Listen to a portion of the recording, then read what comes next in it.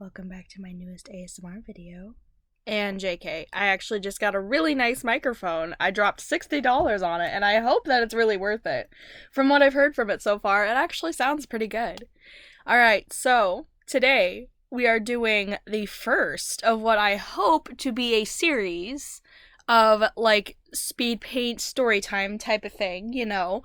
I have the Speedpaint on the screen, and I record the Storytime over this, and da-da-da-da-da. This one might be a little chattier and less formatted and less scripted because it's the first one. It's the introduction. Because I asked you guys, what do you guys want to see from me? And somebody had said, oh, I want to see an introduction. So that's what I'm doing. I'm just going to be talking about random stuff about my life to just kind of introduce myself, I suppose. Alright, well, hello. I'm Peta Jean. As of right now, I'm 22 years old. I'm an Aquarius, born in Year of the Dragon. My personality type is ENFP, and I'm an eclectic pagan. I'm a first-generation college student, currently going to art school for illustration. I like dark chocolate, the occult, and disappointing my family. Sorry. My favorite color is purple. I like to collect candles and bones. The weird stuff. Well, candles aren't weird, but I also dabble in sewing. I've been sewing since about, 6th grade. I mean, I haven't made any clothes or anything big, but I've made, little stuffed animals. I made my long Furby. I mend clothes, especially my own and my brother's. I've been an artist ever since I could, hold a pencil. I was always wanting to do arts and crafts. I always wanted to draw. I was drawing when I wasn't supposed to, as per usual. I would actually get in trouble for that a lot. I tried not to, but I ended up, getting in trouble. There was one teacher in my freshman year of high school. It was for agriculture class, and I was so excited to take this class because, the year before, in 8th grade, they came to the middle school and they're like, yeah, we do so much fun stuff in this class. We go camping, we go fishing, we do all this fun stuff. So I'm like, hell yeah, I'm gonna sign up for ag class. So I signed up. And let me tell you, maybe it was just my high school, but that was some of the biggest bullshit I ever fucking heard. Because we didn't do none of that. No. She was making us take notes on... what was it? I think it had to do with latitude and longitude and, coordinates and stuff. We had to walk around the school with this little box thing. I don't even know. It was dumb. She was teaching us how to do, stuff in court. She's like, oh yeah, if I hit the gavel and you want to pass a motion or something. I don't even remember all this shit. This was literally 2014. I don't remember most of this.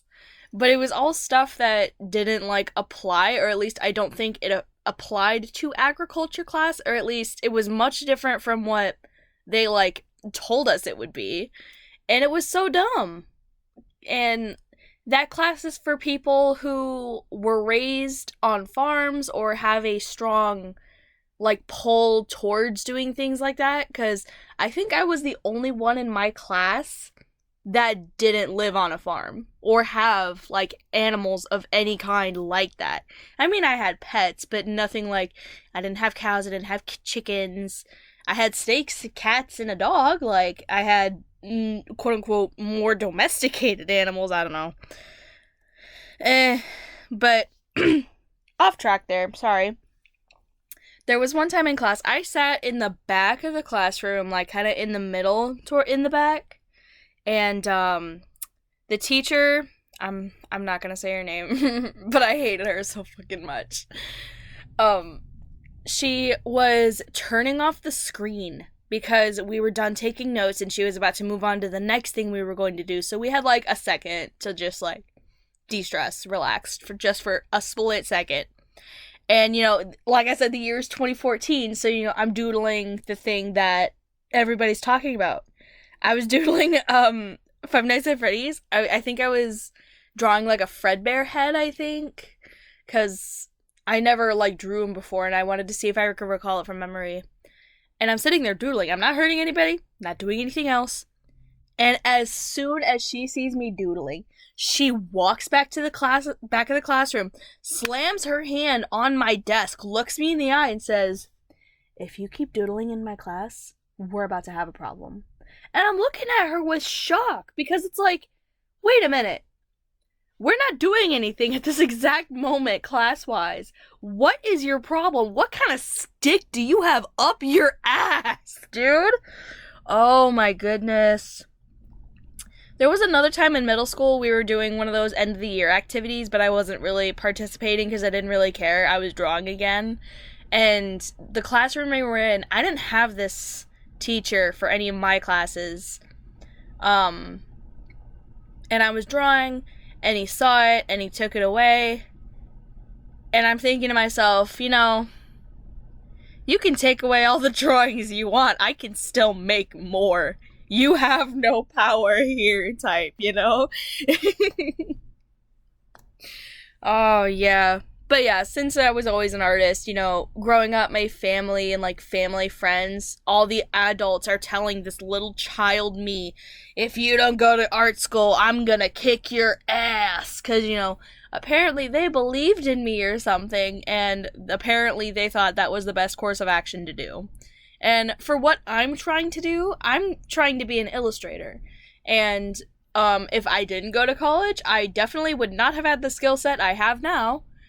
However, I don't necessarily like the idea of going to college. Like, I'm doing it because it's what my family wanted me to do, but I feel like in another world, in another universe, if college wasn't pushed onto everybody, or at least if it wasn't, you know, as horrendously expensive and debt-inducing, I'm pretty sure it wouldn't be such a bad experience. And it's not like I have a bad experience in general. Like, I love the teachers, I love the environment at my college, but it's like, I have so much fucking debt, send help. You know? Alright, let's get back on track. So as of right now, I have a lot of projects or quote-unquote stories that I've had some for a very, very long time. Like, I have one called Foxy Roxy. I've had that shit since, like, 6th grade. And it's gone over some changes. You know, I've updated it a few times as I got older. You know, adding things, taking things away, making it better, making it less cringy. But yeah, I've had it for such a long time, and I have so many more. I literally have 2 accordion folders filled with just, like, story stuff. It's insane. But, like, the 3 biggest ones are, Broken Glass, Opposites Attract, and The Dragon's Granddaughter. Opposites Attract is the comic that I update every, or at least most, Thursdays on The Duck and, DeviantArt. I started that one my freshman year of high school, and I originally drew it on paper, scanned it, posted it, and then I tried to do it digitally in 2016, and yikes, that art style.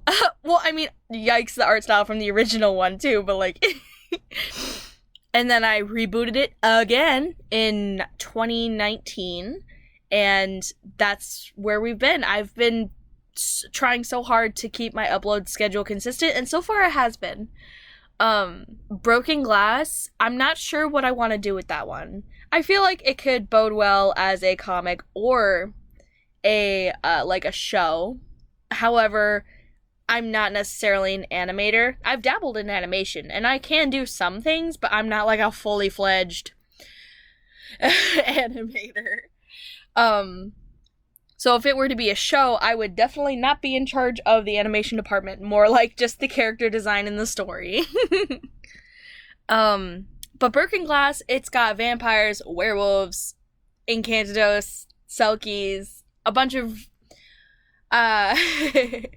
actually, now that I think about it, I also created this story my freshman year in high school. What a time, what a time. The main character for Broken Glass is a transgender vampire named Jubilee. She's my pride and joy. I would die for her.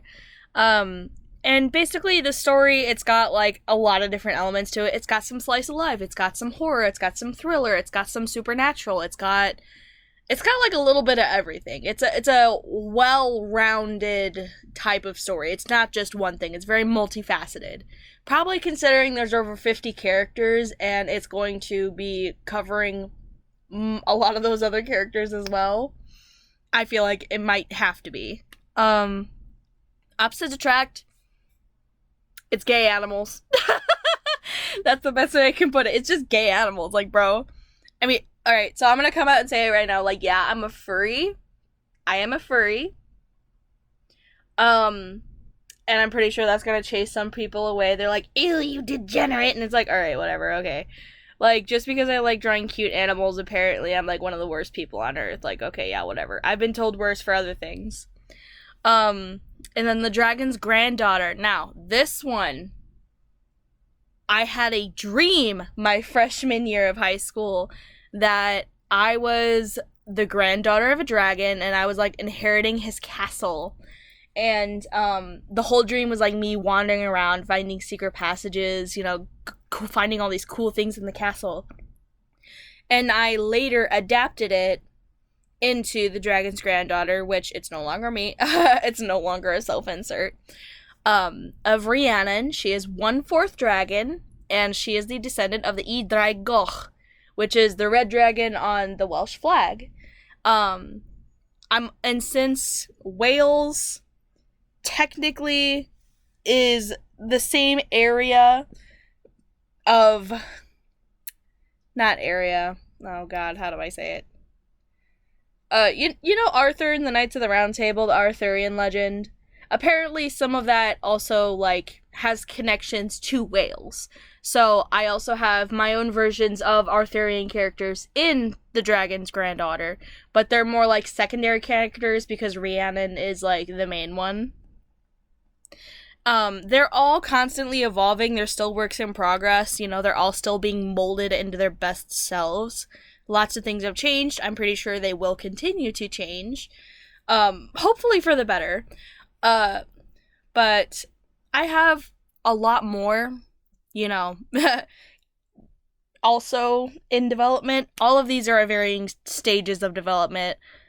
Okay, this is a bad thing to, like, admit, but none of my stories have endings yet. Like, I haven't thought of any endings for any of them, and I know that I should. Like, that's rule number 1 of, like, writing a story is, like, you have to know how it ends. And believe me, I'm trying to get there.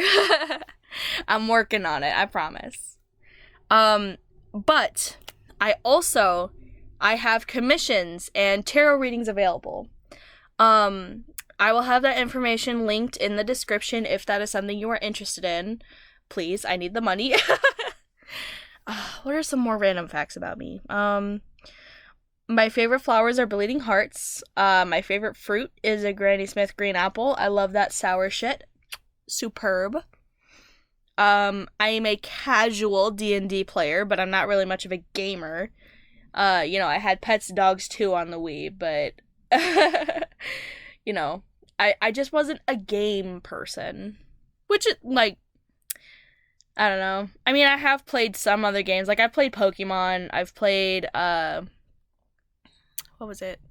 I play, like, a lot of puzzle games. Like, on the App Store, if anyone remembers, like, Flow Free, it's, like, connecting dots without, touching each other. And it's, like, it's a puzzle thing. I'm good with puzzles. Or at least I try to be. Let's see. My favorite animal is a fox. Absolutely. Foxes are my favorite animals ever. But I have some close seconds, which are cats, deer, and bats. I love them all.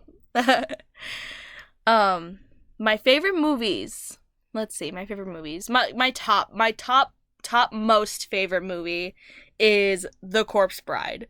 Like, I could probably make a whole video on why I like that movie. Not to say it doesn't have its issues, because it does, but, like, there's just something about that movie. It's just unique. Like, so unique that it has stuck with me. Because it came out in, like, what, 2005? Yeah, I was 5 years old. I'm a little 5-year-old watching a movie about seeing dead people, and I'm like, yes, that's it. That's my favorite movie. You know? Like, I have other favorite movies, but that's like the top dog. The other ones are Fantastic Mr. Fox. Um, it's not just because my foxes are my favorite animal. That movie is genuinely fucking funny. The Love Witch. Oh fuck, I love that movie. The Crow, Dark Shadows, and Practical Magic. Those are like my favorite movies. I could watch them a zillion times and never get tired of them. Oh, and The Last Unicorn. I totally forgot about that one. I love The Last Unicorn. I have watched anime. I can't say that I've seen a lot, but I have watched my fair share. You know, I watched Inuyasha. I watched SAO when they were airing that on fuck, what was it called? It was when Toonami. It was Toonami. Yeah, Toonami. My bad. I have Vampire Knight seasons 1 and 2 on DVD. That's also my middle school showing. I apologize. I mean, not really, but I did read some manga, and I do currently like read a lot of manhwa. I think that's how it's pronounced, like the Korean equivalent. Because, you know, I don't know if any of you guys have heard of Under the Oak Tree, but like stories like that. But it's just superb. I think the thing that attracts me to mangas is just, you know, it's mostly just pictures. And, like, I love seeing other people's art styles. Like, some art styles is what keeps me interested in a story. It's not the only thing, but, like, it's what draws me to it, you know? I didn't read a lot of normal books growing up. Like, in English class at my school, it was kind of, like, forced upon you that you had to go to a library and pick out a book every semester and take a quiz on it. And I hated that so much. Look at me being a little rebel. English was a very easy, like, class for me to take. So even if I didn't do the reading, which I didn't most of the time, when I didn't read the book from the library, I mean, they would make that a huge part of your grade. So if I didn't do it, that was points taken off. But since that class was so easy for me, I never failed it because of that. So it's like, you win some, you lose some. Let's see, my music taste. Now that's a fun one. It can range from show tunes to death metal, synth to pop, then orchestral. If it sounds good, it sounds good. You know, like, 1 second I will be jamming to Devil Went Down to Georgia, and then, like, the next one that come on will be Straight Out the Gate by Tech Nine. It's it's kind of disjointed, but, like, if it sounds good, it sounds good, you know? What else? I like traveling. I've had the pleasure of going with other family members on, like, some of their trips. So I've done some traveling, but it was mostly when I was younger and I didn't have to, like, pay for anything. I love going on trips now, even if they're smaller ones, because I love the idea of travel. The problem is just money, because I'm a broke bitch, and, you know, travel requires not broke bitch. I really want to travel the world, you know, when I actually have the means. There are so many countries and places that I want to visit. They're all so... I got a wanderlust. Yeah. What else? I've been with my current boyfriend for 4 years as of July of 2022. I met him through a mutual friend when I was a senior in high school and he was a freshman in college, so he was only, like, a grade above me. He went to a different high school, so, like, I never met him before. I have 2 best friends.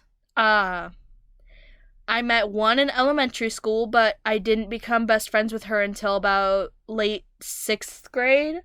And then my other best friend, which I met in 6th grade when she moved to my school. They're still my best friends now. And they both had crushes on me in middle school, and whew, that was interesting. Um, I'm sorry. I'm trying to think of all the things that people would deem interesting about me, I guess. Let's see. All my tattoos. Okay. So, like, right now I have about 7 tattoos. I'm gonna explain all the little stories because, like, some of them are kind of cool. So, the first one is a little purple crescent moon on my shoulder. I got that when I was 14. Because my mom was getting one of her tattoos done from one of her friends who was a tattoo artist. And I literally got on my knees and begged because, when I say that I'm 14, it sounds so young, and it is. But when you put that in perspective, that's a freshman in high school. When you're a freshman in high school, you think you're hot shit. You think that you're so mature. And my mom's reasoning behind it, she's like, I'm gonna let you get that just so you'll feel the pain and never want one again. And I'm like, psych. Yeah, that was my first tattoo. The second one was a stick and poke I did on myself. On, like, the upper part of my left wrist, I have a little Venus symbol because that's when I was kind of getting into, like, feminism and stuff. Like, when I was, like, learning about it and trying to educate myself on the whole idea of it. So I have a little Venus symbol on my wrist. I'm doing these in, like, chronological in order that I got them to. So I was 16 when I did that to myself. And then when I turned, was it 18 or 19? I can't remember if I was 18 or 19. But I got a pentagram on my right wrist, like right in the middle of my right wrist. And then in 2021, I got an evil eye on the back of my neck. And the story with that is, the evil eye wards off the evil eye. It keeps negative energy and intentions, like, away from you. It's a symbol of protection. So my thought process was, if I have that on the back of my neck, it's like having eyes on the back of your head. Nothing can come from the back and, like, surprise attack me spiritually. I thought it was neat. Also, like, I get compliments on it all the time. They're like, oh, it's so cute. I have some people poke it, like, they literally touch the back of my neck. They're like, oh, I poked your eye out. And I'm like, dude, what the fuck? And then after that, on the back of my left wrist, I have the air symbol, the alchemy air symbol. It's the triangle with the line through it. Cause I'm an Aquarius, I'm an air sign, I'm an Aquarius stellium, I'm an air bitch, I'm an airhead. I'm an airhead. So I have that on the back of my wrist. And then the latest tattoo that I have. It's not done yet. I've gotten 2 sessions done. I have 1 more to go. But it's on my thigh. It's a purple spotted swallowtail butterfly on a yellow rose. It's for my great-grandmother who passed away in 2020. She was born in Texas, and the yellow rose is the state flower, and she just loves butterflies. And I designed this tattoo back in, like, 2016. It's been there a minute. But I didn't actually get it done until this year. Because that's kind of a lot of money. It's 5 inches by 5 inches. I'm surprised he's not charging me $350, $400 for it, so...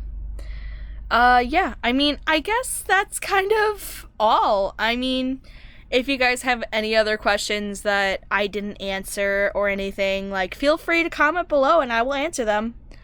I hope this was fun. I hope you learned something about me, that you found interesting. And I hope to catch you back here again next week. I am doing more of these in the future, I hope. Alright, bye!